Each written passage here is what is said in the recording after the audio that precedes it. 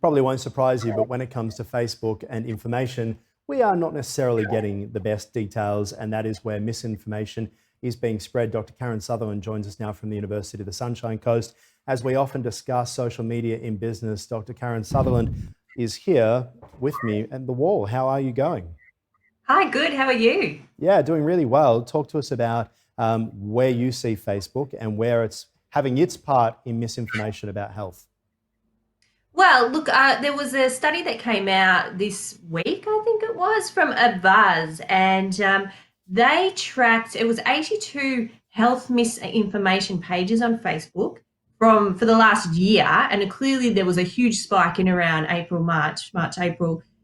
in them being viewed, and they found that the health information that was tracked in that study, it was viewed 3.8 billion times.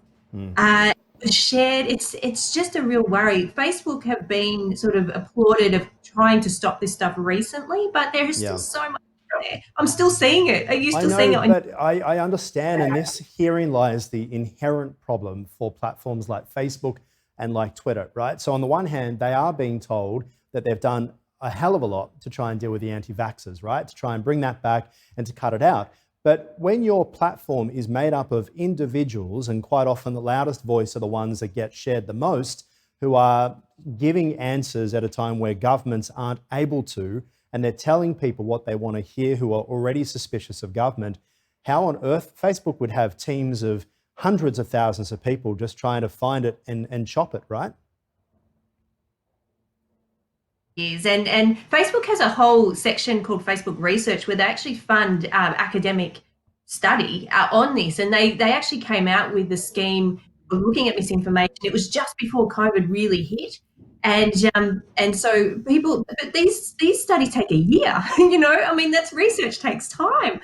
But it's just the horse is bolted. Like, I don't know how they can actually really manage that now. And there was a QUT study that came out earlier in the year as well that showed that, yeah, you're right, the people with the greatest influence are the ones who are sharing some of this misinformation, and they're the biggest spreaders as But it's well. also So, the big media too. Like we talk about it being, individual people. I can go through different websites, news websites, to which I see as respectful, where they will have completely opposing headlines. That one says COVID vaccine is about to happen, the other says COVID vaccine is years away. And that's where people are there's nowhere to yeah. look, nowhere seems to be getting it right. Even if you have an actual editor and editorial processes and policies in place, it's hard to get it perfect right now.